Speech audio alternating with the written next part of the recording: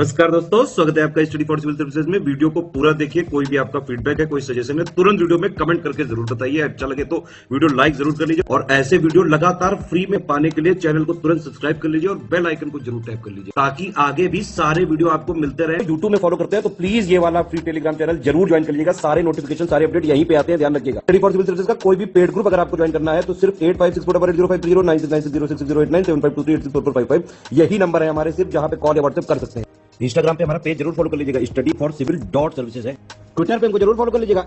@Study for civils है। नमस्कार दोस्तों, एक बार फिर से आपका बहुत बहुत स्वागत है स्टडी फॉर सिविल सर्विसेज में। और मैं एसके त्रिपाठी आज आप सभी के साथ जो हमारी daily current affairs news analysis की सीरीज है उसको यहाँ पर बाइलिंगुअल मैनर में कंटिन्यू करूंगा, कवर करूंगा। और जैसा कि आप लोग देख पा रहे होंगे स्क्रीन में कि ये जो आर्टिकल्स हैं वो गवर्नमेंट की जो लीडिंग वेबसाइट्स हैं और जो लीडिंग न्यूज़पेपर्स हैं वहां से कलेक्ट किए जाते हैं, फिर आप लोगों को यहाँ पर अवेलेबल कराए जाते हैं, जो आप लोगों के लिए स्पेशली फॉर यूपीएससी, सीएससी और उसके साथ ही जो आपके स्टेट पीसीएस के एग्जामिनेशंस होते हैं उनके लिए बहुत ही ज्यादा लाभदायी सिद्ध होगी। तो आप लोग इस सीरीज को सतत रूप से देखें और इसका महत्तम लाभ भी अर्जित करें। साथ ही दोस्तों, अगर आपने इस वीडियो में 10,000 लाइक्स का टारगेट कंप्लीट किया तो आप लोगों को जो इसकी पीडीएफ है वो फ्री ऑफ कॉस्ट प्रोवाइड कराई जाएगी हमारे इंस्टाग्राम के पेज पे। तो आप लोग जो हमारा इंस्टाग्राम का पेज है जो डिस्प्ले हो रहा है स्क्रीन में उसको जरूर ज्वाइन कर लेंगे। ये जो है आप डोमेन देख लीजिएगा और इसको आप ज्वाइन कर लीजिएगा। तो देखते हैं हम कि आज कौन से आर्टिकल्स को देखने जा रहे हैं हम लोग। सबसे पहला आज नीट स्कीम को देखेंगे। ये एजुकेशन से रिलेटेड है, एक इनोवेशन है, ठीक है ना। जो आपके वल्नरेबल ग्रुप्स के लोग जिनको मतलब जरूरत है उनके लिए इस तरीके का टारगेटेड एक तरीके का क्या है ये आपका स्कीम है। देखेंगे हम लोग इसमें किस तरीके से जो यहाँ पर काम किया जा रहा है, ठीक है। तो एजुकेशन से रिलेटेड है, सेकंड पेपर में रख सकते हैं। इसके बाद जो हार्ट का ट्रांसप्लांटेशन किया गया है ना, मतलब जो आपका पिग है उसके हार्ट का जो है प्रत्यारोपण मानव शरीर में किया गया है। तो बायोटेक्नोलॉजी में एक ये नया रिवॉल्यूशन है आपका, है ना। इसको देखेंगे हम लोग, ठीक है। क्रिस्पर कास9 वगैरह से क्वेश्चन ऑलरेडी जो है आपका क्या किया गया है, फ्रेम किया गया है कहां पर, यूपीएससी के प्रीलिम्स में भी। और हमारे लिए इंपॉर्टेंट टॉपिक है आपका बायोटेक्नोलॉजी का। तो देखेंगे जेनेटिक इंजीनियरिंग वगैरह वाला जो पार्ट आप लोग देखते होंगे, है ना, उससे संदर्भित है। थर्ड पेपर में रख सकते हैं इसको आप। और जो तीसरा हमारा टॉपिक है यहाँ पर 12 महाराष्ट्र के जो आपके बीजेपी के एमएलए थे उनको जो है वहां पर सस्पेंड किया गया था और 1 साल तक जो है 1 साल के लिए कर दिया गया। तो वहां पर डिबेट ये उठी कि भैया 6 महीने से ज्यादा का तो प्रावधान ही नहीं है, पहली चीज। और उसके अलावा उस सेशन के लिए या कुछ सेशंस के लिए जो है उनको जो किया जाता है, कुछ सेशंस मतलब एक सेशन, है ना, या फिर या आपका कुछ दिन की कार्यवाहियों से जो है उनको वहां से निलंबित किया जाता है सदस्यों को। तो वहां पर जो है कॉन्स्टिट्यूशनल डिबेट चल रही है, इसको देखेंगे हम लोग। क्रोनोलॉजी से लेना देना नहीं हमको कि किस एमएलए को बाहर निकाला गया, क्यों निकाला गया। स्टेट पीसीएस में आपके इंटरव्यू वगैरह में क्वेश्चन पूछ सकते हैं, यूपीएससी में ऐसे नहीं पूछेगा। तो यहां पर हम देखेंगे कि जो सांसदों की अयोग्यता वगैरह है ना। तो आप देखते होंगे ना आर्टिकल 100, आर्टिकल 101, 102, फिर पार्लियामेंट्री जो आपका प्रिविलेजेस वाला आपका पार्ट है वो आर्टिकल 105। तो फिर जो आपका संसद के लिए मैं बात कर रहा हूं, ऐसे ही आप स्टेट में देखेंगे तो आप स्टेट में देखेंगे तो आपको सेम दिखेगा वहां पर भी, है ना। जैसे यहां पर आर्टिकल 102 है तो वहां पर आर्टिकल 191 देखेंगे आप, ठीक है ना, अयोग्यता वगैरह से संदर्भित। अगर प्रिविलेजेस की बात करेंगे यहां पर अगर आप देखेंगे कि 105 है तो वहां पर 194 होगा। 11 सब्सट्रैक्ट कर देंगे तो एग्जैक्ट आर्टिकल आपको स्टेट में भी मिल जाएगा, ठीक है ना। तो वो सब चीजें देखेंगे। यहां पर डिबेट भी होती है कि जो आपका संसदीय संप्रभुता है ना, जो आपका बात होती है ना कि भैया संसद की कार्यवाहियों में या राज्य विधायिका की कार्यवाहियों में जो आपका कोर्ट है वो वहां पर हस्तक्षेप नहीं करेगा। जैसे आर्टिकल 122 देखते हैं आप सेंटर के रिस्पेक्ट में, है ना। तो इसको चर्चा करेंगे हम लोग, इंपॉर्टेंट टॉपिक है। इसके बाद जो इंडिया यूके का फ्री ट्रेड एग्रीमेंट है, देखिए किसी भी कंट्री के साथ अगर हम बायलैटरल फ्री ट्रेड एग्रीमेंट कर रहे हैं या तो किसी ग्रुप से अगर हम मल्टीलैटरल भी अगर फ्री ट्रेड एग्रीमेंट कर रहे हैं तो सीधी बात है कि हमारे दोनों देशों के बीच में व्यापार को जो है बढ़ाना है ना। सीधा वो कंटेक्स्ट से आपका आईआर का पार्ट है, सेकंड पेपर में रख सकते हैं, एफटीए वगैरह। उसके बाद प्रेफरेंशियल ट्रेड एग्रीमेंट भी आप लोगों ने सुना होगा, ठीक है। उसके बाद मेकेदातु प्रोजेक्ट है आपका, ठीक है, ये सदर्न स्टेट से रिलेटेड है आपका, है ना।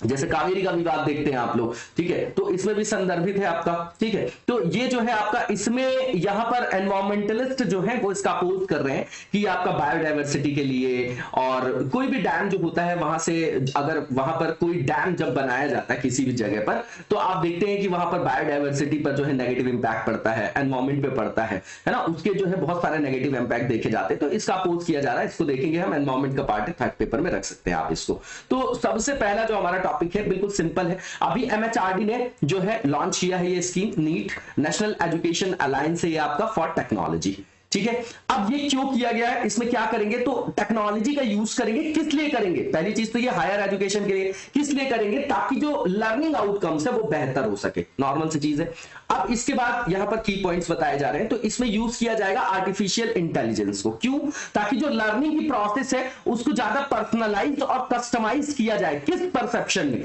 जो आवश्यकताएं जो रिक्वायरमेंट्स है स्टूडेंट्स की, नॉर्मल सी चीज है। इसका एम क्या है, तो ब्रिज जो है बनाना किसके बीच में, जो टेक कंपनीज हैं, एकेडमिक्स वगैरह हैं, इंस्टीट्यूट्स वगैरह हैं और स्टूडेंट्स के बीच में। ये इस तरीके की गवर्नमेंट की आपकी पहली योजना है ना। 2 साल पहले इसको स्टार्ट किया गया था सितंबर 2019 में, अब ये फाइनली जो है शेप लेने जा रही है, ऐसा बताया जा रहा है, ठीक है ना। अब इसके द्वारा जो है कोर्स वगैरह जो है ऑफर किया जाएगा,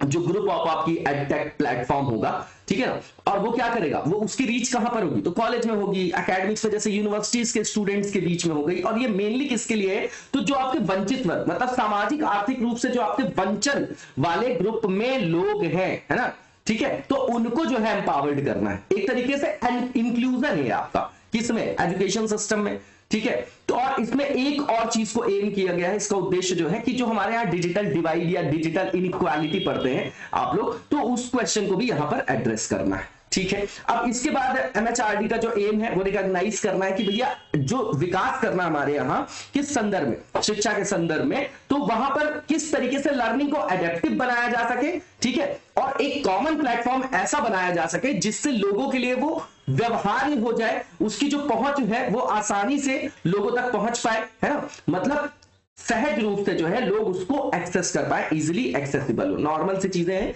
इसमें कुछ भी जो है बहुत ज्यादा कॉम्प्लेक्स नहीं है, पहली चीज। दूसरी चीज ये कि इसमें बोला जा रहा है कि ट्रिपल पी मॉडल को भी आप अपना सकते हैं कंपनीज के साथ, है ना, जो आपका नेशनल अलायंस है इसमें, जैसे कि आप देख रहे हैं कि टेक्नोलॉजी डेवलपिंग एडटेक कंपनीज होंगी, है ना, तो ये जो है यहाँ पर ट्रिपल पी मॉडल बना के भी इसको मोबिलाइज किया जा सकता है। उसके बाद एमएचआरडी एक फैसिलिटेटर, सुविधाकर्ता के रूप में यहाँ पर आपका भूमिका का निर्वहन करेगा, ताकि जो है लर्निंग सॉल्यूशंस जो हो एडेप्टिव हो और उसकी जो अवेलेबिलिटी हो, जो भी आपके आर्थिक रूप से पिछड़े वर्ग के लोग हैं, है ना, वंचित वर्ग के लोग हैं, तो उनको जो है वो फ्रीली जो है वहां पर एक्सेस हो जाए, ठीक है। उसके बाद यहां पर बताया जा रहा है कि ये वन स्टॉप एक्सेस के लिए ऐसा प्लेटफॉर्म जो है वो बनाया जा रहा है, बनाया गया है ना, ताकि जो है एडेप्टिव लर्निंग हो सके, स्टूडेंट्स जो है उनको प्राप्त कर सके, एक्सेस कर सके, किसको, जो भी आपकी स्किल से रिलेटेड, एजुकेशन से रिलेटेड जो भी आपका वहां पर पाठ्यक्रम होगा उसको एक्सेस कर सके, ठीक है। अब यहां पर ये रिस्पॉन्सिबल किस लिए, जो कंपनीज की बात कर रहे हैं एडटेक, तो भैया सबसे पहले तो सॉल्यूशंस देंगे वो लोग, है ना, और उसके बाद मैनेज करेंगे जो भी आपका पोर्टल के थ्रू लर्नर्स का रजिस्ट्रेशन वगैरह होगा, ठीक है। इसके अंतर्गत जो है मूक्स की बात की गई है, मैसिव ओपन ऑनलाइन कोर्सेज के लिए आपका एक प्लेटफॉर्म होगा, उसके लिए एक जो है ये आपका चरण है, ठीक है, जिसको हम अडॉप्ट करेंगे, है ना। इसके बाद यहां पर बोला जा रहा है कि इसमें इंप्लीमेंटेशन के लिए जो एजेंसी वो कौन सी है, तो एआईसीटी है, all India council for technical education है,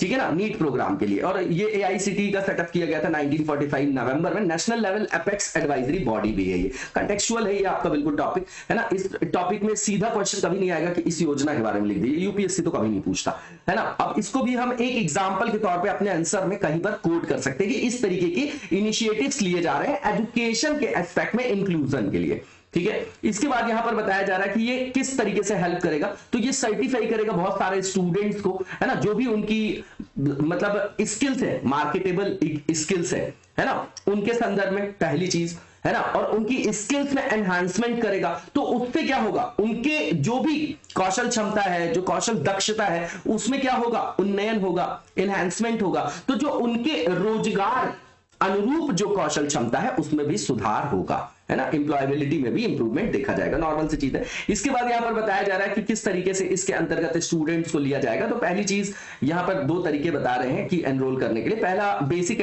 जो इसका ऑब्जेक्टिव है, जो भी वंचित वर्ग के लोग हैं उनको जो है इस तरीके के अवसर जो है उपलब्ध कराना है, ताकि वो जो नई स्किल्स को सीख सके या जो पहले से उनके पास स्किल है उनको पॉलिश कर सके, है ना, उनको जो है और ज्यादा अच्छा कर सके, है ना। इसके बाद यहां पर बताया जा रहा है कि इसके रिगार्डिंग जो है एआईसीटी ने जो है आपका एआईसीटी जो है उसने हायर एजुकेशन जो भी इंस्टीट्यूट्स हैं उनको डायरेक्ट किया है ना, उनको निर्देश दिया है कि वो इन्फॉर्म करें सारे स्टूडेंट्स को, है ना, उनके बीच में अवेयरनेस लाएं कि भैया ये पोर्टल है, वहां पर आप इनरोल कर सकते हो अपनी नीड्स के हिसाब से, ठीक है, और उसके बाद वहां से आप एक्सेस कर सकते हो, ठीक है, यहां पर बताया गया, और चार्ज करेगी फीस वो इस पॉलिसी के अंतर्गत, तो ये इंपॉर्टेंट नहीं है। अब इसके बाद बताया जा रहा है कि बैकवर्ड कम्युनिटीज को कैसे देखा जाएगा, तो यहां पर बताया गया है कि मतलब किस तरीके से जो है क्या लाभ होगा इनको, है ना, जो भी आपकी ये बैकवर्ड कम्युनिटी के लिए जो लाया जा रहा है, तो इनको लाभ किस तरीके का, सीधी बात है स्किल डेवलपमेंट होगा, तो उनके रोजगार पाने के जो अवसर है वो बढ़ जाएंगे, है ना, तो उनकी जो है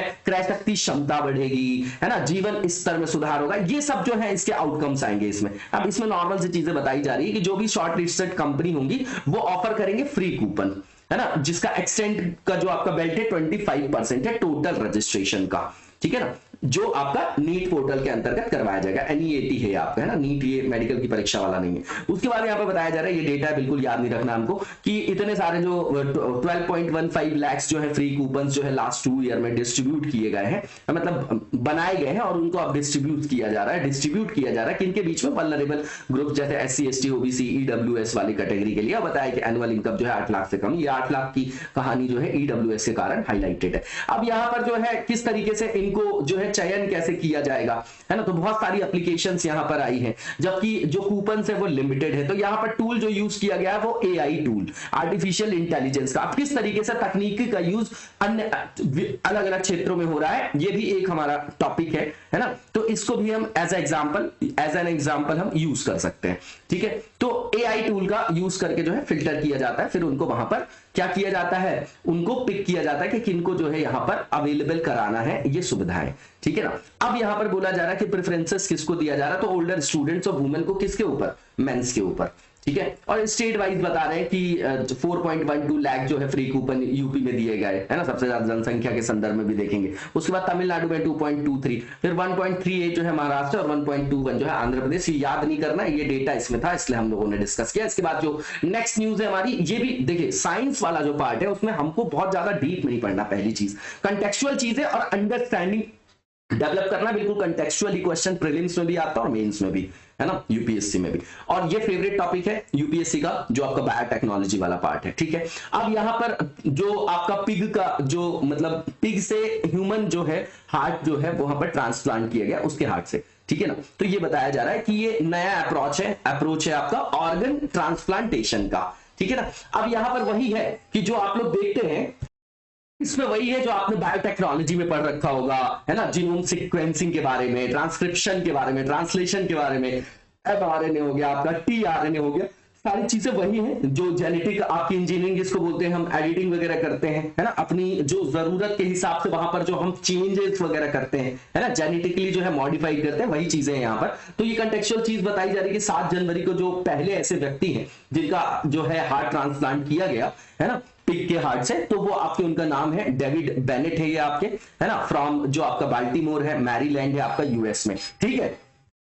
तो स्टेट पीसीएस में इनका नाम वगैरह पूछा जा सकता है, तो आप लोग एक बार देख लीजिएगा। इसके बाद यहां पर बताया जा रहा है कि जो इनका नाम आप देख लीजिएगा, है ना। इसके बाद जो भी मान लीजिए कि जैसे ट्रांसप्लांटेशन ये किया गया, है ना, पिग्स के हार्ट को, कहां पर, ह्यूमन में, तो इस प्रोसेस को क्या बोलते हैं, तो रीनो ट्रांसप्लांटेशन बोला जाता है ना। तो ये पूछा जा सकता है, ये देख लीजिएगा, ये प्रीलिम्स के लिए इंपॉर्टेंट है। इसके बाद यहां पर बताया जा रहा है कि जो आपका मॉडिफाइड किया जाता है ना, जेनेटिकली एस्पेक्ट में, तो उसका मतलब क्या है, ठीक है ना, ATCG वगैरह आप लोगों ने पढ़ा होगा, है ना, तो वो वही चीजें हैं यहाँ पर। तो बताया जा रहा है कि मान लीजिए जो जरूरत है, किसी जरूरत के कारण तो हम कर रहे हैं, तो जो उनके जीन्स होते हैं उसमें अल्टरेशन वगैरह किया जाता है, कुछ ऐड करेंगे या चेंज करेंगे या रिमूव करेंगे, किसमें, DNA सीक्वेंसिंग में, ठीक है ना। तो ये आपका जो आपका नेचुरली नहीं होता है ना, हम आर्टिफिशियली कर रहे हैं उसको, वही तो बोला जा रहा है कि DNA सीक्वेंसिंग तो मॉडिफाई किया जाता है, तो कुछ चेंज करेंगे, ऐड करेंगे, रिमूव करेंगे, वही चीज यहां पर बताया जा रहा है। जो भी जरूरत होती है हमको, नया ट्रेट या चेंज, उसकी जो भी कैरेक्टरिस्टिक्स है ना, ताकि जैसे मान लीजिए डिसीज रेजिस्टेंस हो जाए, है ना, तो इन सब चीजों के लिए वो बता रहे हैं कि जेनेटिकली जो है मॉडिफाई किया जाता है, जेनेटिक मटेरियल को अल्टर किया जाता है अपनी आवश्यकताओं के अनुरूप, नॉर्मल सी चीज है। इसके बाद यहां पर बताया जा रहा है कि जैसे मान लीजिए कोई जेनेटिक मॉडिफिकेशन किया गया, ठीक है। अब मान लीजिए कि आप सुनते होंगे कि किसी व्यक्ति की जो है किडनी जो है वो क्या किया गया, चेंज किया गया, है ना, किसी ने किडनी उसको मतलब डोनेट की किसी व्यक्ति को, तो कोई किसी किसी की बॉडी अडेप्ट नहीं कर पाती, सक्सेस नहीं होता वो। उसका मतलब क्या है कि जो हमारी बॉडी है ना, वो बाहर की कोई भी चीजें जो है, जिसको फॉरेन यहां पर बोला जा रहा है, तो वो उसको अडेप्ट नहीं कर पाती। तो अडेप्टिव बनाने के लिए भी यहां पर कुछ चेंज किया होगा, वरना जो ह्यूमन बॉडी है वो उसको क्या कर देती है, रिजेक्ट कर देती है। ठीक है, ये चीज यहां पर बताया जा रहा है। इसीलिए जो है, जो आपका ये था, क्या बोलते हैं, पिग का जो हार्ट था जो ट्रांसप्लांट करना था, तो उसमें जो है पहले तो एप्रोप्रिएट चेंजेस किए गए कि हमारा जो ह्यूमन बॉडी है वो उसको अडेप्ट कर ले, पहली चीज। उसमें रेट्रोवायरस वगैरह भी होता है, तो उससे क्या होता है, बहुत सारे जो है वहां पर मतलब डिसीज वगैरह हो सकती है ह्यूमन बॉडी में, तो उसको भी करने के लिए वहां पर अल्टर वगैरह किया गया। ठीक, दूसरी चीज यहां पर जिनका ट्रांसप्लांट किया गया है उनका ब्रेन ऑलरेडी डेड था, ब्रेन ऑलरेडी क्या था, डेड था। तो यहां पर उद्देश्य था ही नहीं ये कि वहां पर पेशेंट को बचाना है, बस ये देखना था कि किस तरह, ऐसा तो हो सकता है क्या, ये देखना था कि ऐसा क्या हो सकता है कि ये जो आपका पार्ट है पिग का, क्या वो ह्यूमन बॉडी में एक्सेप्टेबल होगा, है ना। तो ये एक तरीके से जो है, एक क्या है आपका, एक तरीके से जो है लैंडमार्क है, क्योंकि बहुत सारे जो है ऑर्गन्स जो है वो ट्रांसप्लांटेशन ना होने के कारण बहुत सारे लोगों की मृत्यु हो जाती है ना। तो ये एक अच्छी जो है वो क्या है, पहल है ना। इसके बाद हम आगे की ओर देखेंगे, और यहां पर बताया जा रहा है कि जैसे मान लीजिए वाइटल जो जेनेटिक मॉडिफिकेशंस है ना, वो आपका पिग हार्ट ट्रांसप्लांटेशन से संदर्भित करके बताया जा रहा है। तो वही चीजें जो मैंने आपको बताया कि ह्यूमन जो इम्यून सिस्टम है बाहर की चीजों को अडेप्ट नहीं करता है ना। इसलिए यहां पर जो इनकी जीनोम है आपका पिग का, है ना, उसको जो है क्या किया गया, एडेप्टिव बनाने के लिए कुछ उसमें एडिटिंग वगैरह की गई, मॉडिफाइड करना पड़ा उनको। ठीक है ना, उनका जो जेनेटिक कोड होता है उसको मॉडिफाइड करना पड़ा ताकि जो हमारी बॉडी है वो उसको एक्सेप्ट कर सके। अब 90s का जो आपका डिकेड है, अर्ली 90s की बात करें, तो वहीं से जो है ये पता चल गया था कि जो आपका पिग का एंटीजन है ना, वो जो है आपका क्या होगा, वो निर्देशित कर सकता है इसको, मतलब ह्यूमन बॉडी में जो, ऐसा समझिए आप कि पिग की जो आपकी स्ट्रक्चर है बॉडी का, है ना, वो बहुत ज्यादा जो है सिमिलर है किससे, ह्यूमन से। तो उनके अंगों का प्रत्यारोपण यहां किया जा सकता है, ऐसी वहां पर जो है पहले ही चीजें देखी गई थी। लेकिन यहां पर क्या था कि बहुत सारे रेट्रोवायरस होते हैं किसमें, पिग की बॉडी पे, है ना, तो उनको रिमूव करना जरूरी था सबसे पहले, क्योंकि वो इंफेक्शन फैला सकता है ना, ह्यूमन की बॉडी में। ठीक है, तो उस पर बातचीत चल रही थी, उस पर जो है बातचीत भी चल रही थी, रिसर्च भी चल रही थी, उस पर साइंटिस्ट काम भी कर रहे थे। ठीक है, तो यहां पर वही चीजें बताई जा रही है। ये सारी कहानी याद नहीं रखना, कभी प्रोसेस नहीं पूछेगा, वो प्रोसेस नहीं पूछेगा कि किस तरीके से जो ट्रांसप्लांटेशन किया गया, ये आप कभी भी उठा के देख लीजिए, इतिहास में नहीं पूछा गया है ना। यूपीएससी के पूरे इतिहास में कभी नहीं इस तरीके के क्वेश्चन पूछे गए हैं। ठीक है, अब यहां पर बताया जा रहा है इसीलिए कि ट्रांसप्लांटेशन के दौरान जो है बहुत सारे जो रेट्रोवायरस थे, है ना, दर्जनों, उनको जो है हटाया गया था ताकि जो है सेफर रहे वो जो ट्रांसप्लांटेशन हो रहा है वो सुरक्षित रहे, और जिस व्यक्ति के शरीर में किया जा रहा है उसको किसी तरीके का संक्रमण वगैरह ना हो। ठीक, अब इसमें जो टूल यूज किया जाता है जीनोम एडिटिंग के लिए, इसमें बस नहीं, किसी भी जगह आप देखेंगे इसको मॉलिक्यूलर सीजर भी बोला जाता है, आणविक कैंची भी बोला जाता है इसको, क्रिस्पर कास9। जैसे अब जीन जो जेनेटिक कोड है उसको हमको मॉडिफाइड करना है ना, तो उसको कट करना है या वहां पर उसको किसी चीज को ऐड करना, तो कट वट करने के लिए जो है प्रिसाइज रिमूवल के लिए जो है स्पेसिफिक जो जीन्स होता है उसको प्रिसीजन से रिमूव करने के लिए, है ना, बिल्कुल एक्यूरेसी से, तो जो यूज किया जाता है उसको बोला जाता है क्रिस्पर कास9 बोला जाता है। ठीक ना, याद रखिएगा, इस पे जो है फ्रेम कर चुका है यूपीएससी ऑलरेडी क्वेश्चन। ठीक है, अब यहां पर बोला जा रहा है, अब ये प्रोसेस बता रहे हैं ना, प्रोसेस आप लोग देख लीजिएगा, ये प्रोसेस इतना इंपॉर्टेंट नहीं है। ठीक है ना, प्रोसेस इतना इंपॉर्टेंट बिल्कुल नहीं है। ठीक है, तो यहां पर आप देख लीजिएगा किस तरीके से किया जाता है। इसके बाद यहां पर आगे बताया जा रहा है कि ये जो है क्या जो है एक्सेप्टेबल है अगर ये आपका, तो इसके क्या प्रभाव होंगे। तो सीधी बात है, यहां पर डेटा दिया गया कि इतने सारे लोग जो है सफर करते हैं, है ना, जिनको जो है ऑर्गन्स नहीं मिल पाता है ना, ट्रांसप्लांटेशन अगर हो जाए तो उनकी जान को बचाया जा सकता है। तो ये यहाँ पर जो है बताया जा रहा है, डेटा आप देख लीजिएगा। तो इस तरीके से कई सारे लोगों की जो है जान बचाई जा सकती है, और उसके लिए आपका एक ये वाइबल अल्टरनेटिव हो सकता है जो ऑर्गन शॉर्टेज को फुलफिल कर सकता है ना। ऑर्गन चाहे ट्रांसप्लांट हार्ट का हो, है ना, चाहे लीवर का हो, है ना, तो वो आप देख जाइएगा, डेटा यहाँ पर लिखा गया है। अब इसमें बोले जा रहा है कि चैलेंजेस क्या होता है। तो देखिए इस तरीके का, चाहे 3 पेरेंट बेबी आए,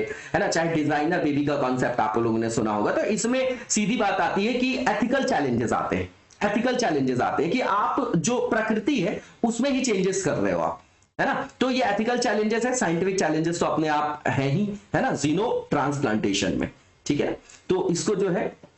रियलिटी बनने में जो है बहुत सारे चैलेंजेस का सामना करना पड़ेगा, नॉर्मल सी चीज है। इसके बाद जो नेक्स्ट हमारा आर्टिकल है, ये आपका महाराष्ट्र के जो 12 बीजेपी के जो आपके एमएलए थे वो अभी सुप्रीम कोर्ट गए हैं, उनको जो 1 वर्ष से ज्यादा हो गया, 1 वर्ष से ज्यादा का जो सस्पेंशन उनको असेंबली से किया गया। अब ऐसा कोई प्रावधान ही नहीं है हमारे संविधान में जिस हिसाब से उनके साथ इस तरीके का ट्रीटमेंट किया गया। अब क्रोनोलॉजी बताई जा रही है कि ये जुलाई में क्या हुआ और ये क्या हुआ, तो ये कहानी है, आप देख जाइएगा इसमें, ठीक है ना। इसमें क्या मुद्दा था, मुद्दा नहीं पूछेगा। पहली चीज हमारे लिए मुद्दा क्या हो गया कि सांसदों को जो अगर मतलब सांसद है या विधायक है, तो ऐसा समझिए कि अगर विधायिका से अगर उनको निष्कासित किया जा रहा है या दंडित किया जा रहा है, तो वो शक्ति किसके पास है, किन आयामों पर किया जा सकता है। तो मैंने आपको पहले ही बताया, कल भी कई बार चर्चा हुई है कि सेशन में जो सेशन को डिसिप्लिन मैनर में चलाने के लिए जो सारे प्राधिकार दिए गए, किसको दिए गए हैं,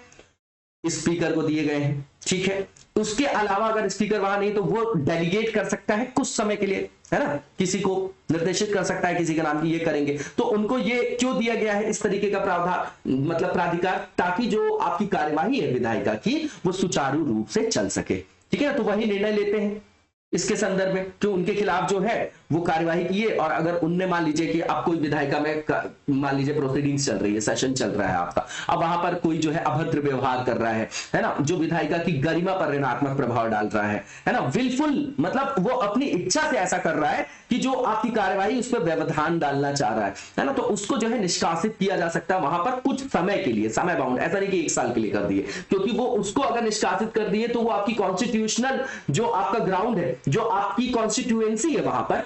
पर तो क्या हो जाएगा, एक शून्य, एक अंतराल उत्पन्न हो जाएगा। तो कॉन्स्टिट्यूशनल ग्राउंड पे वो क्या हो गया, इनवैलिड हो गया आपका, है ना। तो वो चीजें हम यहां पर देखेंगे, कहानी आप पढ़ लीजिएगा, हम यहां पर क्रक्स देखेंगे। हमेशा हमको आर्टिकल से इश्यू में जाना है कि हमारे सिलेबस में कहां से कनेक्ट हो रहा है वो, है ना। तो यहां पर बताया जा रहा है कि महाराष्ट्र के जो संसदीय कार्य मंत्री हैं उन्होंने 12 जो विधायक थे उनको 1 साल के लिए निलंबित करने का प्रस्ताव वगैरह दिया था, है ना। उसके खिलाफ अब सुप्रीम कोर्ट में गए हैं ये, और सुप्रीम कोर्ट ने वहां पर जो है इनके पक्ष में जो है अपनी बातें रखी जो हमारे लिए इंपॉर्टेंट है, ठीक है। अब यहां पर हम देखते हैं कि क्या चीजें यहां पर जो है बताया जा रहा है। तो सीधी चीज है कि यहां पर जो इन्होंने ग्राउंड रखा, अब हमको ग्राउंड ही रखना। पहली चीज तो ये कि ये आर्टिकल 14 का बता रहे हैं कि इसका जो है उल्लंघन है ना। क्यों, आर्टिकल 14 में क्या है, right to equality and equality before law, मतलब विधि के समक्ष समता और विधि का समान संरक्षण। इसका अपवाद 361 में देखते हैं, बताइए जरा आर्टिकल 361 में क्या है, ठीक है। ये जो है सस्पेंशन जो है ये आपका बोला जा रहा है फंडामेंटल राइट्स जो है आपका आर्टिकल 14 उसका वायलेशन है, ये इंपॉर्टेंट हमारे लिए इश्यू हो गया। दूसरी चीज यहां पर बताया जा रहा है कि जो प्रिंसिपल है नेचुरल जस्टिस का उसका भी वायलेशन है आपका। क्यों, क्योंकि यहां पर एमएलए को अपना पक्ष रखने का मौका ही नहीं दिया गया, है ना। तो बायस जो के एक तरीके से सुनाया गया, उनको अपना पक्ष रखने का तो आपको मौका देना चाहिए। इसके बाद बोला जा रहा है कि ये जो आपका सस्पेंशन है ये आर्बिट्रेरी, मतलब आर्बिट्रेरी है, मनमाना है, असंगत है। क्यों, क्योंकि जो रूल है आपका असेंबली से रिलेटेड, जो महाराष्ट्र लेजिस्लेटिव असेंबली है, उसमें बोला जा रहा है कि इसमें जो है ये जो आपकी पावर सस्पेंड करने की है वो तो सिर्फ स्पीकर की, यहां पर तो आपका कोई संसदीय कार्य मंत्री वगैरह कर रहा है कोई, है ना, तो कोई दूसरा व्यक्ति कर रहा है। तो पहली चीज तो उसकी अथॉरिटी नहीं थी, तो अथॉरिटी की बाहर जाके किसी ने काम किया, पहली चीज। दूसरी चीज, इसमें जो है वोटिंग के लिए उसको नहीं रखा गया रिजोल्यूशन को, है ना, it can not be put to vote in a resolution, है ना। तो इस तरीके से वो बोल रहे हैं कि ये आपका क्या हुआ, मनमाना यहां पर डिसीजन लिया गया है, ठीक। अब यहां पर बताया जा रहा है कि जो रूल 53, अब याद नहीं करना है हमको कि रूल 53 में क्या बताया गया है। तो रूल 53 जो है उसमें आप ये देख सकते हैं कि किससे संदर्भित है बस, ठीक है ना। अब स्पीकर यहां पर जो है निर्देशित कर सकता है किसी मेंबर को, जो है मतलब क्या कर सकता है कि वहां से उसको निष्कासित कर सकता है कुछ समय के लिए, ठीक है ना, कुछ समय के लिए, है ना, ऐसा नहीं कि साल भर के लिए कर देंगे। तो यहां पर स्पीकर ही वो निर्देश दे सकता है, ठीक। इस तरीके के, किस तरीके, किन आयामों में, मान लीजिए कि प्रोसीडिंग्स चल रही तो उसमें मनमाने तरीके से वहां पर क्या कर रहा है, वहां पर क्या कर रहा है, वो वहां पर व्यवधान डालने की कोई व्यक्ति कोशिश कर रहा है, कोई भी जो मंत्री है या विधायक है ना, या उनकी आज्ञा का जो है उल्लंघन कर रहा है ना, तब उस संदर्भ में जो है इमीडिएट एक्शन से उनको जो है वहां पर असेंबली से जो है वो कौन कर सकता है, स्पीकर कर सकते हैं, उनको बोल सकते हैं कि भैया आप जो है 2 दिन के लिए जो है वो यहां से निलंबित है, या आज की जो मीटिंग है, जो आज का सेशन चल रहा है, तो इस रिमेनिंग डे में आप इसको जो है क्या नहीं करेंगे, इसको आप अटेंड नहीं करेंगे, ठीक है, क्योंकि ये नियम विरुद्ध है। तो जो भी शेष बैठक के दौरान उनको जो है अब्सेंट करने की जो शक्ति है, जो प्राधिकार है, वो स्पीकर को दी गई है। नॉर्मल सी चीज है। अब यहां पर बताया जा रहा है कि अगर दूसरी बार कोई भी जो अगर मेंबर है उसको जो अगर विड्रॉ करने के लिए सेकंड टाइम, है ना, अगर सेम सेशन में उनको ऐसा फिर से ऑर्डर किसी भी मेंबर के खिलाफ ऐसा दिया जाता है ना, तो स्पीकर ही जो है उनको एब्सेंट रहने के लिए बोल सकता है। लेकिन वो जो पीरियड है, वो जो आपका रिमाइंडर जो सेशन है, उससे ज्यादा नहीं होना चाहिए। वो सेशन के जो शेष बचा वो सेशन का जो समय है, उससे अधिक समय तक जो है अनुपस्थित रहने के लिए जो है वो नहीं बोल सकता है ना। मतलब इस सेशन से ज्यादा नहीं, क्योंकि यहां पर मैटर ही वही है कि 1 साल के लिए बोला गया। अब आपने देखा होगा कि संसद के लिए भी लिखा है कि 1 साल में कम से कम 2 कार्यवाहियां, 2 बैठक होनी ही चाहिए उसकी, है ना। तो 2 बैठक में 20 से ऐसा लिखा हुआ है ना कि 2 सेशन के बीच में 6 महीने से ज्यादा का वक्त नहीं होना चाहिए। इसका मतलब क्या है कि 12 महीने होते तो कम से कम 2 तो करना पड़ेगा हमको, ठीक है। तो 1 साल के लिए तो कर ही नहीं सकते। कोई एक सेशन है अगर, तो 1 सेशन के बचे हुए पीरियड से ज्यादा नहीं होना चाहिए वो सेशन। तो वो ये वायलेशन है। यहां पर मुद्दे देखने हमको केवल यहां पर, ठीक। अब यहां पर जो फेवर में जो भी आपका सस्पेंशन के आर्गुमेंट दिया जा रहा है, तो सबसे पहला जो आता है, मैंने संसद के संदर्भ में बताया आपको आर्टिकल 122, वैसे ही आर्टिकल 212 है। इसमें कोर्ट के, न्यायालय के हस्तक्षेप को वहां पर वर्जित किया गया है कि भैया विधायिका अगर अपना कार्य कर रही है तो वो विधायिका का अपना डोमेन है, प्रिविलेजेस के अंतर्गत आता है, सेपरेशन ऑफ पावर आपकी वायलेट हो जाएगी। इसलिए लिखा गया है कि भैया वहां पर जो प्रोसीडिंग चल रही है विधायिका के, उसमें किसी भी तरीके का क्वेश्चन नहीं किया जा सकता है। तो वहां पर न्यायपालिका की प्रक्रिया को, न्यायपालिका के हस्तक्षेप को क्या किया गया है, वहां पर बाधित किया, मतलब मना किया गया कि आप हस्तक्षेप नहीं कर सकते वहां पर। तो पहला तो ये ग्राउंड है, यहां पर कॉन्स्टिट्यूशनल ग्राउंड भी हमारे लिए इंपॉर्टेंट है, ठीक है। अब यहां पर बोला जा रहा है कि मान लीजिए कि कोई वैलिडिटी है किसी प्रोसीडिंग्स की, है ना, उसकी वैधानिकता है, तो उस पर क्वेश्चन मार्क नहीं लगाया जा सकता है ना, कि वहां पर इरेगुलरिटी है आपके प्रोसीजर में, है ना। तो उस संदर्भ में क्वेश्चन नहीं कर सकती है कोर्ट, ठीक है। यहां पर ये बोला जा रहा है। दूसरी चीज यहां पर ये बोला जा रहा है कि 194 जो लिखा है ना, पार्लियामेंट्री जैसे प्रिविलेजेस है 105 में है, तो यहां पर विधायिका के संदर्भ में बात कर रहे हैं हम, है ना। तो संसदीय जो है आपका विशेषाधिकार, उसी में सांसदों का भी आता है, तो उसी तरीके से राज्य विधायिका का विशेषाधिकार होगा, विधायकों का भी अपना विशेषाधिकार दिया गया होगा वहां पर, ठीक है। तो यहां पर बोला जा रहा है कि उस संदर्भ में जो है विशेषाधिकारों के संदर्भ में जो है उस वहां पर निलंबन किया जा सकता है। लेकिन फिर भी वो कौन करेगा, ये इनहेरेंट पावर है आपकी हाउस की कि किया जा सकता है, लेकिन करना तो चाहिए आपको किसको, स्पीकर को। तो यहां तो कोई दूसरा व्यक्ति कर रहा है, तो ये पक्ष में तर्क दे रहे हैं कि भैया हमारा तो ये विशेषाधिकार हम तो कर सकते हैं, यहां पर न्यायपालिका क्यों वहां पर हस्तक्षेप कर रही है ना, ठीक है। लेकिन असंवैधानिक है अगर कोई चीज, तो संविधान में अगर कोई क्वेश्चन उठता है तो उसकी व्याख्या का डोमेन किसका है, जुडिशरी की, तो वो तो आएगी ही आएगी, ठीक है। अब सुप्रीम कोर्ट का जो इंटरप्रिटेशन है वो क्या है, सीधा उन्होंने बोला कि ये जो आपका असेंबली से जो इनको निष्कासित किया गया पूरे साल के लिए, पहली चीज तो ये है कि इससे बेसिक स्ट्रक्चर जो है आपका कॉन्स्टिट्यूशन का वो प्रभावित होगा। पहली चीज उन्होंने जो बोला बेसिक स्ट्रक्चर। अब ये डॉक्ट्रिन दिया गया था कब, 1973 का जो आपका केशवानंद भारती वाला केस है ना। तो बेसिक स्ट्रक्चर पे तो बात आ जाएगी, तो सुप्रीम कोर्ट आएगा ही वहां पर बीच में, है ना, क्योंकि पूरे ईयर के लिए जो आपका निर्वाचन क्षेत्र है वहां पर शून्यता आ गई। तो जिन लोगों की आकांक्षाओं की पूर्ति करने के लिए इनको चुन के भेजा गया था, तो भैया यहां पर तो ब्लफ जनता के साथ हो रहा है ना, जनता के हितों पर ऋणात्मक प्रभाव पड़ रहा है, जो मेन काम है इनका, ठीक है ना। अब दूसरा यहां पर बताया गया कि इस बेंच ने रेफर किया आपका आर्टिकल 190, समझिएगा 190 को किया, और उसमें बोला, देखिए यहां पर एक क्लॉज आपने सुना होगा, ठीक है ना, आर्टिकल 101 देखेंगे वहां पर भी लिखा है आपका 101 पढ़ेंगे, वैसे यहां पर 190 सब क्लॉज नहीं रटना हमको। कोई भी व्यक्ति अगर बिना किसी मतलब प्रायर कोई इंफॉर्मेशन दिए अगर 60 दिन से ज्यादा समय के लिए अगर वो वहां पर हाउस में अब्सेंट रहता है तो वैसे ही उसकी सदस्यता खत्म हो जाती। तो यहां तो आपने 1 साल के लिए कर दिया, तो ऑलरेडी वहां पर जो है ना उनकी सदस्यता जो है खत्म हो सकती है, उनकी सीट को वेकेंट घोषित किया जा सकता है। आप समझिए यहां पर सर्वोच्च न्यायालय ने ये ग्राउंड दिया। उसके बाद जो आपका आरपी एक्ट है, representation of the people act 1951 है, उसमें भी ये लिखा गया कि मान लीजिए कि कोई कॉन्स्टिट्यूशन जो भी कॉन्स्टिट्यूएंसी है या निर्वाचन क्षेत्र है आपका, अगर वो वेकेंट हो जाता है तो वहां पर बाई इलेक्शन कराने के लिए जो पीरियड दिया गया है वो मैक्सिमम जो दिया गया विद इन मतलब 6 मंथ के अंदर वहां पर उसको उस वैकेंसी को उसको जो वेकेंट आपकी कोई भी निर्वाचन क्षेत्र है उसको आपको फुलफिल करना ही है ना, ठीक है, कुछ अपवादों को छोड़कर 6 महीने से ज्यादा समय के लिए वो जो निर्वाचन क्षेत्र है वो बिना किसी रिप्रेजेंटेटिव के नहीं रह सकता है। ये सब ग्राउंड सुप्रीम कोर्ट ने जो ग्राउंड दिए वो हमारे लिए इंपॉर्टेंट है ना। उसके बाद यहां पर बताया जा रहा है कि निलंबन की अवधि पर क्या नियम है। तो देखिए रूल रटने नहीं हमको, 373, 374, 374A है ना। इसमें लोकसभा की जो आपकी कार्यप्रणाली किस तरीके से वहां पर जो है मतलब कंडक्ट किया जाएगा बिजनेस को, है ना, तो उससे संदर्भित है आपके नियम। ठीक है, तो वहां पर बताया गया है कि ये जो सस्पेंशन होता है उसके बारे में जो प्रावधान है वो यहां पर दिए गए हैं, है ना। ठीक है, तो नॉर्मल सी चीज है यहां पर। ठीक है, इसके बाद बताया जा रहा है कि मैक्सिमम जो आपका यहां पर सस्पेंशन है वो कितने दिन के लिए है इन रूल्स के हिसाब से, तो 5 कंसेक्यूटिव सिटिंग्स के लिए। ठीक है, जो सेशंस बचा हुआ है अपना सेशन, जो भी आपका कोई रनिंग सेशन होगा तो उसमें बचा हुआ, या तो उसका बचा हुआ पूरा सेशन का जो टाइम होगा उसके लिए किया जा सकता है, या फिर आपका 5 कंसेक्यूटिव सिटिंग्स के लिए, जो भी कम होगा दोनों में से वो किया जाएगा। मतलब मैक्सिमम तो आपका यही हो गया, 5 कंसेक्यूटिव सिटिंग हो गया, आप समझ लीजिए, है ना। इसमें अब इसमें मैक्सिमम सस्पेंशन राज्यसभा के लिए भी जो है, राज्यसभा के लिए जो रूल है 255 और 256 है, उसमें भी जो है सेशन के बचे हुए टाइम से ज्यादा समय के लिए नहीं किया जा सकता किसी का भी निलंबन वगैरह वहां से, है ना। ठीक है, इसके बाद यहां पर बताया जा रहा है कि राज्य की विधानसभा हो, चाहे वहां की मतलब चाहे आपकी लेजिस्लेटिव असेंबली हो, चाहे आपका क्या हो काउंसिल्स वगैरह हो, है ना, जो अपर हाउस होता है वहां का, तो वहां पे भी जो सस्पेंशन जो है ज्यादा नहीं होना चाहिए बचे हुए सेशन के टाइम से। इसके बाद यहां पर बताया जा रहा है फिर से टाइमलाइन कि यहां पर जो है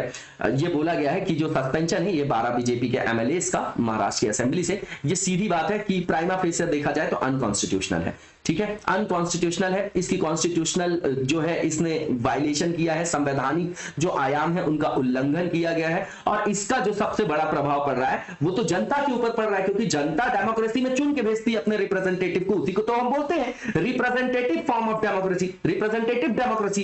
है ना, बोलते हैं ना प्रतिनिधित्व मूलक, जिसको हम बोलते हैं कि लोकतंत्र है ये आपका। ठीक है, तो इसमें किसी व्यक्ति विशेष को आप दंडित नहीं कर रहे, पूरे के पूरे इस निर्वाचन क्षेत्र में जो लोग रह रहे हैं उन सारे व्यक्तियों को आप दंड दे रहे हैं, उसके बराबर है ये, है ना, ये यहां पर बताया जा रहा है। ठीक है, क्योंकि ये जो समय सीमा है वो 6 मंथ से ज्यादा के लिए है। ठीक है, तो ये जो है आपका संवैधानिक आयामों में उसका उल्लंघन है। अब यहां पर जो है नेक्स्ट जो हमारा आर्टिकल है, बिल्कुल ये फ्री ट्रेड एग्रीमेंट किसी भी कंट्री के साथ आप अगर देखते हैं फ्री ट्रेड एग्रीमेंट, तो उसका सीधा एक ही आयाम होता है कि दोनों देशों के बीच में जो व्यापार है ना, उसमें गुड्स भी आ जाएंगी और सर्विसेज भी आ जाएंगी, दोनों चीजें आ जाएंगी। तो उसमें गुड्स और सर्विसेज का जो हम ट्रेड कर रहे हैं व्यापार, तो उसको और विस्तृत करना है ना, उसको और ब्रॉड करना है, नॉर्मल सी चीज है। अब यहां पर एफटीए होता क्या है, अगर एफटीए हो गया तो मान लीजिए कोई ड्यूटी है ना, इंपोर्ट ड्यूटी है, एक्सपोर्ट ड्यूटी है ना, कोई ड्यूटी है, शुल्क है, कोटा है, सब्सिडी है ना, वहां पर तो वहां पर मान लीजिए कोई शुल्क वगैरह है, टैरिफ वगैरह है, तो उसको बिल्कुल कम किया जाता है। ठीक है, ताकि वहां पर निर्बाध रूप से जो है वहां पर क्या हो सके, ट्रेड हो सके, और दोनों देशों के बीच जो है ट्रेड को जो है बढ़ाया जा सके। ठीक है, तो 2 या 2 से अधिक देशों के बीच, है ना, बिटवीन 2 और मोर नेशंस, ठीक है ना, बैरियर्स को कम करना जो इंपोर्ट और एक्सपोर्ट से रिलेटेड है। ठीक है, तो उसके लिए ये एक तरीके की फ्री ट्रेड पॉलिसी है जिसके अंदर गुड्स और सर्विसेज दोनों आएंगे। ठीक है, तो ये बॉर्डर्स के बीच में ही, मतलब बॉर्डर्स के बीच में ही होगा ना, 2 देशों के बीच में होगा। ठीक है, तो नॉर्मल सी चीज है। अब यहां पर बताया जा रहा है कि इंडिया और जो यूके है इसने लॉन्च किया है आपका जो फ्री ट्रेड एग्रीमेंट के संदर्भ में नेगोशिएशंस वगैरह चल रहा है ना, इसका उद्देश्य है कि जो अर्ली हार्वेस्ट ट्रेड है एग्रीमेंट जो है वो अगले कुछ महीनों में कर लिया जाए। ठीक, नॉर्मल सी चीज है। अब यहां पर बताया जा रहा है कि अभी जो अर्ली हार्वेस्ट जो आपका ट्रेड एग्रीमेंट है उसका उद्देश्य क्या है, तो 65% कवरेज करेंगे गुड्स में और सर्विसेज में 40% करेंगे, है ना, जब तक फाइनल जो एग्रीमेंट है वो आपका लिंक ना हो जाए। और फाइनल एग्रीमेंट में ऐसा एक्सपेक्टेशंस है कि जो गुड्स का जो कवरेज है इसमें वो 90% से भी ज्यादा किया जाएगा। अब ये नहीं रटना हमको, है ना, कितने परसेंट किया जाएगा। अब ये अर्ली हार्वेस्ट जो आपके पैक्स हैं, तो ये एक तरीके से ऐसा समझिए इसमें कि इसके अंतर्गत क्या किया जाता है, ओपन किया जाता है बायलैटरल ट्रेड को 2 देशों के बीच में, है ना, किस संदर्भ में, जो आपकी रिस्ट्रिक्टेड लिस्ट होती है सर्विस और गुड्स की, किसकी, प्रतिबंधित जो आपकी सूची होती है, मान लीजिए कुछ जो आपकी सर्विसेज है और गुड्स है रिस्ट्रिक्टेड लिस्ट में डली हुई है, तो वहां पर उसको ओपन करने के लिए, उस डोमेन में ट्रेड करने के लिए जो है इस तरीके का जो है एग्रीमेंट वगैरह किया जाता है, जो आगे चल के एफटीए को कहीं ना कहीं जो है कॉम्प्रिहेंसिव बनाएगा। उसके लिए जो है एक आपका क्या है, इनिशिएट समझ के चलिए कि एक तरीके का जो है उसका आरंभ का एक चरण है आपका, अग्रणी के रूप में इसको देखा जा सकता है। इसके बाद यहां पर इशू क्या है, तो सीधी चीजें यहां पर, पहली चीज यहां पर लिखा गया है कि इसका जो आपका पोटेंशियल टारगेट है वो लो हैंगिंग फ्रूट्स, ठीक, जो इजी ट्रेड डील हो सके वहां पर, ठीक है। और इसमें एग्जांपल भी दिया जा रहा है कि जैसे इंडिया ने कंक्लूड किया था अर्ली हार्वेस्ट एग्रीमेंट थाईलैंड के साथ 2004 में, उसके बाद वो जो है वहां पर ये दोनों जो है उनके बीच में जो है सहमति नहीं बन पाती है ना, कि वो कंक्लूड कर सके जो है आपका comprehensive FTA with the country, है ना, दोनों के बीच में जो है फिर एफटीए वगैरह कॉम्प्रिहेंसिव जो है नहीं हो सका उनके बीच में, है ना। तो ये इस तरीके से संदर्भित होता है कि पहले हम देख लें, उसके बाद हम उसको एग्जीक्यूट करेंगे। उसके बाद यहां पर बताया जा रहा है श्रीलंका के साथ भी जो है एफटीए किया गया, ठीक है ना, जो लिंक किया गया, इस तरीके का जो ट्रेड एग्रीमेंट किया गया, उसके बाद जो है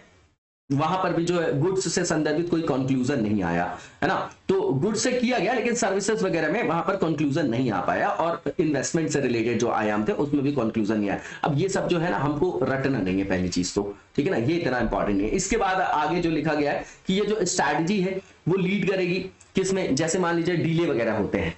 है ना, डीले वगैरह होते हैं ना, जैसे ट्रेड में डीले हो रहा है, तो भैया इस तरीके से क्या होगा, निर्बाध रूप से वहां पर व्यापार वगैरह हो सकेगा, है ना। ये स्ट्रैटेजी एक आपका क्या है, डायमेंशन है, ठीक है, नॉर्मल सी चीज है। इसके बाद बोला जा रहा है यहां पर कि मान लीजिए कि इस तरीके के जो एग्रीमेंट होते हैं, जब आपका एफटीए वगैरह किया जाता है किसी संदर्भ में, तो इसमें लीगल चैलेंजेस की भी प्रॉब्लम आती है। डब्ल्यूटीओ के जो मेंबर स्टेट्स हैं वो वहां पर क्या करते हैं, वहां पर क्वेश्चन रेज करते हैं। तो जो आपका मतलब बोला जा रहा है कि जो अर्ली हार्वेस्ट एग्रीमेंट है वो आपका that do not graduate into full scale FTA are expose to legal challenges, कि मान लीजिए कि जो आपकी इस तरीके के एग्रीमेंट है अर्ली हार्वेस्ट एग्रीमेंट, तो अगर वो फुल स्केल एफटीए में एक्सपोज नहीं हुए आपके, है ना, एक्सपोज नहीं हो पाएगा, तो वहां पर लीगल चैलेंजेस भी रेज होते हैं जो आपके डब्ल्यूटीओ के मंच पे डब्ल्यूटीओ के मेंबर स्टेट जो है उठाते हैं वहां पर, ठीक है। अब ये जो एग्रीमेंट है ये केवल गुड्स और सर्विसेज के नहीं है, लिए नहीं है, इसमें इशू भी जो और भी है वो आपके इन्वेस्टमेंट से भी रिलेटेड है, ठीक। अब इसके अंतर्गत स्थिति क्या है अभी, ये इंपॉर्टेंट है हमारे लिए कि इंडिया ने अभी तक 10 एफटीए कर रखे हैं और 6 जो है आपके प्रेफरेंशियल ट्रेड एग्रीमेंट्स भी कर रखे हैं, है ना। और इंडिया अभी नेगोशिएशन कर रहा है 16 और नए जो है अवसर देखने की कोशिश कर रहा है और एक्सपेंड करने की कोशिश कर रहे हैं। ऐसे एग्रीमेंट को हम मतलब जो है और भी विस्तारित करने की कोशिश लगातार कर रहे हैं। इसमें जो है आपका जो ट्रेडिंग पार्टनर जैसे कि आपके इसमें सम्मिलित है, कनाडा है, ईयू है, यूएस है ना, ऑस्ट्रेलिया है, यूके है, ठीक है। तो इसका महत्व बताया जा रहा है, सीधी बात है कि बायलैटरल ट्रेड बढ़ेगा हमारा। तो यहां पर जो है इन्होंने यहां पर टारगेट फिक्स कर लिया दोनों गवर्नमेंट ने कि भैया हमको रेज करना है, अपना जो ट्रेड है वो आपका कितना करना है, 28 बिलियन यूरो करना है 2035 तक, ठीक है। इसके बाद यहां पर बोला जा रहा है कि इंक्रीज करना है वेजेस को कितना, 3 बिलियन, है ना, यूरो, कहां पर, अक्रॉस द यूके। इसके बाद जो एग्रीमेंट साइन किया गया है इसमें बोला जा रहा है कि जो एक्सपेंड करेंगे हम ट्रेड वगैरह में, तो बहुत सारे सेक्टर्स की बात कर रहे हैं, इसमें टेक्नोलॉजी, टूरिज्म है, स्टार्टअप्स है, एजुकेशन है, क्लाइमेट चेंज है, ठीक है। अब यहां पर बोला जा रहा है कि जो इसमें विस्तार करने की जो उम्मीद की जा रही है कि यहां पर जो विस्तारित किया जाएगा एफटीओ को, तो कहां पर जो है हमारे एक्सपोर्ट में जो है वो क्या होगा, वृद्धि होगी। तो बोला जा रहा है कि जो नेगोशिएशन चल रहे हैं उसमें एक्सपेक्टेड है कि इंक्रीज होगा हमारा क्या, एक्सपोर्ट। अब अगर हम एक्सपोर्ट ज्यादा करेंगे तो क्या होगा, हमारा बैलेंस ऑफ पेमेंट जो है वो क्या होगा, वहां से बैलेंस होगा, तो उससे सरकार के पास डॉलर में जो है आपकी इनकम होगी। तो जब उसके पास आय बढ़ेगी तो फिर वो सोशल इंफ्रास्ट्रक्चर में, है ना, इकोनॉमिक इंफ्रास्ट्रक्चर में वहां पर क्या करेंगे, खर्च कर सकेंगे। जब सरकार की आय बढ़ेगी तो, है ना, वही बताया जा रहा है कि लेदर से रिलेटेड, टेक्सटाइल से रिलेटेड, ज्वेलरी से रिलेटेड और जो भी प्रोसेस्ड आपके एग्रीकल्चरल प्रोडक्ट्स हैं तो उनके जो है एक्सपोर्ट में हमको फायदा होगा, है ना। इसके बाद यहां पर बोला जा रहा है कि ये जो आपका एग्रीमेंट है वो इंट्रोड्यूस करेगा एक बहुआयामी आर्थिक साझेदारी, किनके बीच में, दोनों नेशंस के बीच में, ठीक है ना। क्यों, क्योंकि दोनों जो है विश्व की जो है वाइब्रेंट डेमोक्रेसीज हैं, है ना, हमारे सांस्कृतिक संदर्भ भी हैं उसमें, है ना, सांस्कृतिक संबंध भी हैं और हमारी हिस्ट्री भी उससे जुड़ी हुई है, हमारे ऊपर इतने दिन राज भी किया है इन लोगों ने, ठीक है ना। इसके बाद यहाँ पर लिखा जा रहा है कि जो टारगेट है इसमें कि भैया 2030 तक जो अभी हमारा करंट सिचुएशन में बायलैटरल ट्रेड है इसको डबल करना है ना, डबलिंग करनी है, उसकी 2 गुना करना है, ठीक है ना। जो दोनों देश के जो आपके लीडर से जो पीएम है ना, उन्होंने डिसाइड किया था 2021 मई में, मोदी जी ने और बोरिस जॉनसन ने, ठीक है ना। अब यहां पर बताया जा रहा है कि जो भारत की 56 जो आपकी और मरीन प्रोडक्ट से रिलेटेड यहां पर एक्सपोर्ट की बात कर रहे हैं, है ना, तो यहां पर भी जो है आपकी जो 56 मरीन यूनिट्स है इंडिया की, ठीक है ना, उसमें भी जो क्वांटम जंप देखा जा सकता है एक्सपोर्ट में, नॉर्मल सी चीज है, सब जगह ही देखा जाएगा, है ना। इसके बाद यहां पर बताया जा रहा है कि जो आपका म्यूचुअल रिकॉग्निशन एग्रीमेंट जो है ना, फार्मा से संदर्भित चीज में बता रहे हैं, ठीक है ना, वो प्रोवाइड कर सकता है एडिशनल मार्केट एक्सेस, क्योंकि यहां पर हमारी मास्टरी भी है, आप लोगों को पता भी होगा, ठीक है ना। और यहां पर बहुत सारी क्षमता देखी जा रही है और भी सेक्टर्स में जहां पर एक्सपोर्ट बढ़ेगा, जैसे आईटी है आपका, नर्सिंग है, एजुकेशन, हेल्थ केयर है ना, उसमें इंक्लूड किया गया आयुष को भी, ऑडियो विजुअल जो सर्विसेज है ना, तो इसके लिए भी जो है स्पेशल अरेंजमेंट्स के रूप में देखा जा रहा है ना, उसमें भी जो है विशेष व्यवस्था की मांग करेगा भारत, है ना, कि अपने लोगों को भी वहां पर आवाजाही जो है, एक्सेस जो है आसानी से मिल सके, है ना, तो वो लोग भी वहां जा सके, नॉर्मल सी चीजें यहां पर। अब यहां पर बताया जा रहा है कि ये बोला जा रहा है कि ये जो अगर एफटीए हो जाता है तो इससे ट्रांसपेरेंसी आएगी, है ना, और भी ज्यादा वाइबल हो जाएगा, व्यवहार हो जाएगा दोनों के बीच में, जो आपका क्या है व्यापार है, व्यापार भी बढ़ेगा और कॉम्प्रिहेंसिव भी हो जाएगी, तो ज्यादा लिबरल हो जाएगा, जो अभी आपका डायमेंशन है, जो प्रोविजंस है, उसको और ज्यादा लिबरल बनाया जाएगा, है ना, सीधी बात है। अब ये जो आपका बायलैटरल ट्रेड, जो आपका मतलब ट्रेड एग्रीमेंट किस तरीके का बायलैटरल ही है ना, फ्री ट्रेड एग्रीमेंट जो है इंडिया यूके के बीच में जो हो रहा है, ठीक है, तो इसको एक विकल्प के रूप में देखा जा रहा है, किस तरीके से, जब से यूके जो है ब्रेक्जिट जिसको आप देखते हैं, यूरोपियन यूनियन से जो है वो बाहर हो गया, है ना, तो उसके एक विकल्प के रूप में देखा जा रहा है इसको, है ना, हिंद प्रशांत क्षेत्र में मुक्त और निष्पक्ष व्यापार के समर्थन में ब्रिटेन जब बाहर हो गया आपका किससे, ईयू से, ठीक है, तो उसके बाद उसके लिए ये एक बड़े कदम के रूप में देखा जा रहा है ना, भारत और उसके बीच में जो है ये एक बड़ा कदम के रूप में देखा जा रहा है, नॉर्मल सा पॉइंट है। इसके बाद आगे की ओर चलेंगे हम लोग, और जो नेक्स्ट आर्टिकल है हमारा, ये मेकेदातु प्रोजेक्ट है, मेधा पाटकर जो एनवायरमेंटलिस्ट है वो अपोज कर रहे हैं इस प्रोजेक्ट को, ठीक है ना, सीधा बोल रहे हैं कि एनवायरमेंट पे नेगेटिव इंपैक्ट पड़ेगा। अब ये जो आपकी प्रपोज किया गया था प्रोजेक्ट 2017 में किया गया था कर्नाटक में, ठीक है। अब इसमें जो मतलब इसमें क्या है कि कावेरी जो है आपका, है ना, कावेरी जो रिवर है आपकी, और अर्कावती जो आपकी रिवर है ना, उनके संगम पर जो है रामनगर एक जिला है वहां पर, तो मेकेदातु जिसका अर्थ क्या है, शाब्दिक अर्थ देखें तो बकरी की छलांग, मतलब गोट स्लीप बोला जा रहा है, उसका लिटरल जो मीनिंग है, तो वहां पर जो रिजर्वायर वगैरह बनाया जा रहा है ना, जलाशय की जो परिकल्पना की गई थी, ठीक है, तो वो बॉर्डर से लगा हुआ है तमिलनाडु के भी, तो दोनों जो है आपके स्टेट्स आ जाते हैं वहां पर, तो यहां पर जो है यहां पर बताया जा रहा है कि एनवायरमेंटल जो आपका एस्पेक्ट है उस पर नेगेटिव इंपैक्ट पड़ेगा। ये जानकारी जो है कहां पर है, क्या है, ये देख जाएगा, प्रीलिम्स के लिए इंपॉर्टेंट है, पहली चीज, ठीक है। दूसरी चीज ये कि यहां पर जो बताया जा रहा है कि इसकी अब क्षमता बताया जा रहा है, ठीक है, तो इस जो ये आपका रिजर्वायर की जो आपकी स्टोरेज कैपेसिटी है 67.16 थाउजेंड मिलियन क्यूबिक फीट है, ठीक है, और इसमें बोला जा रहा है कि 400 मेगावाट जो है आपका यहां पर हाइड्रो इलेक्ट्रिक पावर भी की जो मतलब उसकी क्या है क्षमता है, ठीक है, विद्युत उत्पन्न करने के अलावा जो है यहां पर जो आसपास के क्षेत्रों में जो आपकी आपूर्ति वगैरह से भी संदर्भित है, यहां पर क्या बताया जा रहा है, इसकी क्षमता बताई जा रही है, ये याद नहीं करना है, पहली चीज। दूसरी चीज एक बात बताइए कि जैसे बांध वगैरह आप देखते हैं, रिजर्वायर वगैरह, तो कोयना डैम से रिलेटेड कोई डिजास्टर हुआ है क्या? आज के संदर्भ में आप देखेंगे जो सबसे स्टेबल जो आपका पार्ट माना जाता है, वहां पर कोयना डैम के कारण कोई डिजास्टर हुआ था क्या? कमेंट बॉक्स में बताइएगा। अब यहां पर करंट स्टेटस बताया जा रहा है, तो करंट स्टेटस ये है कि यहां पर जो है प्राधिकरण जो सेंट्रल वाटर कमीशन है ना, तो उसने जो है, और जो आपका कावेरी वाटर मैनेजमेंट अथॉरिटी है, ठीक है ना, उसने यहां पर राज्य सरकार और इन लोगों ने मिलकर वहां पे बोला कि भैया हमको ना इसके संदर्भ में ये जो प्रोजेक्ट है उसकी प्रोजेक्ट रिपोर्ट दो। आप लोगों को पता होगा कि कोई भी ऐसा क्षेत्र है जहां पर एनवायरमेंट पे संदर्भित अगर मान लीजिए कोई वहां पर नेगेटिव इंपैक्ट पड़ रहा है, तो आपने सुना होगा असेसमेंट के लिए, है ना, सुना होगा ना आपने, असेसमेंट के लिए पूरी की पूरी प्रोसेस होती है, वो बताइएगा जरा कि क्या होती है, वो क्या प्रोसेस होता है, उसमें स्क्रीनिंग होती है, वहां के समुदाय से पूछा जाता है, उसके बाद वहां पर निर्णय लिया जाता है कि उसमें कितना जो है एनवायरमेंट को जो है हार्म हो रहा है, तो उसको किस तरीके से मिटिगेट करेंगे हम लोग, तब उनको जाके एनवायरमेंटल ग्राउंड पर क्या मिलता है, क्लियरेंस मिलता है। ये प्रोसेस आप लोगों को पता होगी, ठीक है। तो यहां पर जो है रिपोर्ट मांगी गई थी, अभी इस रिपोर्ट को जो है अप्रूव होना बाकी है, नॉर्मल सी चीज है। अब इसके बाद यहां पर बताया जा रहा है कॉन्सर्न क्या है, तो सीधी बात है कि यहां पर बोला जा रहा है अगर ये रिजर्वायर बनाया गया तो बहुत सारा जो फॉरेस्ट लैंड है वो सबमर्ज हो जाएगा, पहली चीज, पहला कंसर्न। दूसरा ये कि जो वहां पर एलिफेंट कॉरिडोर है ना, तो उस पर भी जो है कंसर्न बताया जा रहा है कि भैया वहां पर भी कंसर्न जो चिंताएं हैं वो रेज हो जाएंगी। उसके बाद यहां पर बोला जा रहा है कि ये तभी एग्जीक्यूट किया जा सकता है क्योंकि 2 स्टेट है वहां पर, तो जब कंसेंट मिल जाए किसकी, तमिलनाडु की, उसने ऑलरेडी चैलेंज कर रखा है इसको, ठीक है। तो और यहां पर बोला जा रहा है कि ये जो प्रपोज्ड आपका प्रोजेक्ट है वो आपका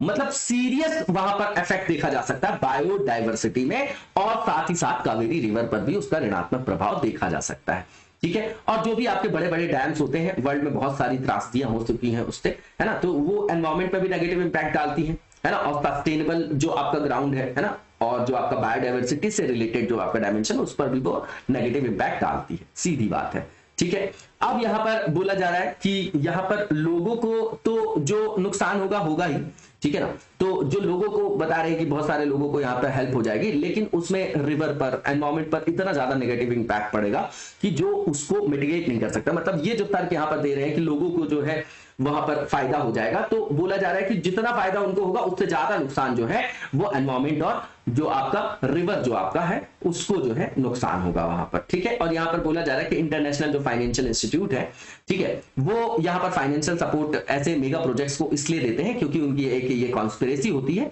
ना, नेचुरल रिसोर्सेज पे कंट्रोल करने की किसी भी कंट्री से संदर्भित। ठीक है, तो ये नॉर्मल सी चीज है, यहां पर ये पॉइंट इतना इंपॉर्टेंट नहीं है। वे फॉरवर्ड क्या है, तो सीधी बात है कि इस तरीके का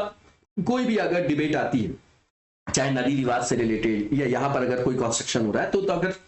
दो राज्य हैं तो उनके बीच में समन्वय, है ना, कोऑर्डिनेशन, सहयोग,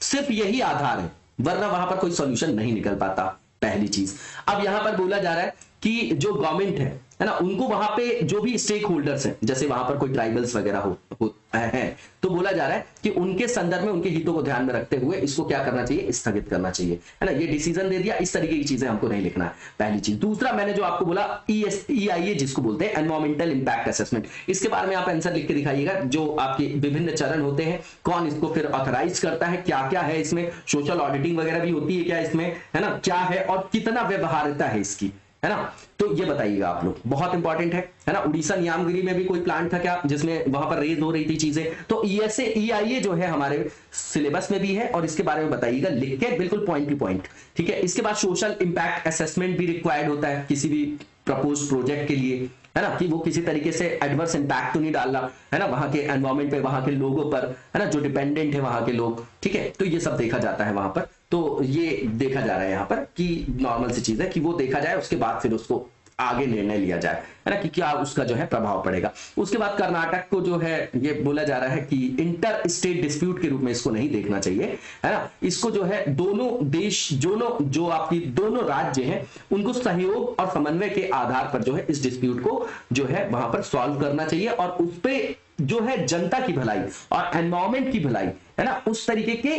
एंगल से उसको देख के वहां पर सॉल्यूशन निकालना चाहिए, ना कि इसको आप इंटर स्टेट डिस्प्यूट मान के उसको सॉल्व करेंगे। जैसे नदी विवाद है वहां कावेरी का, तो वहां पर डिस्प्यूट है, तो डिस्प्यूट पॉलिटिकल वहां पर जो है एक तरीके का, मतलब वो संदर्भ बना देते हैं, उसको राजनीतिक संदर्भ बना देते हैं, इसलिए समाधान नहीं निकलता, क्योंकि समाधान उसका वही है कि जब दोनों राज्य देखें कि किस तरीके से जो है, अब मान लीजिए कि वाटर स्कार्सिटी, तो आप ड्रिप इरिगेशन को अपनाइए, है ना, रेन वाटर हार्वेस्टिंग को अपनाइए, तो नई नई जो तकनीक से स्प्रिंकल को अपनाइए कि पानी का अपव्यय कम हो, किस तरीके से जो है हम उपलब्ध संसाधनों का जो है यूज करें और उसका जो है रैशनल यूज करें, और उसको इस तरीके से प्रबंधित करें, उसका मैनेजमेंट इस तरीके से करें कि उसका हम महत्तम प्रोडक्टिविटी, है ना, जिसको बोलते हैं कि मैक्सिमम आउटपुट निकाल सके जो पानी है, वरना हमारे यहाँ वेस्टेज ऑफ वाटर भी बहुत ज्यादा है। ठीक है, इसके बाद यहां पर बताया जा रहा है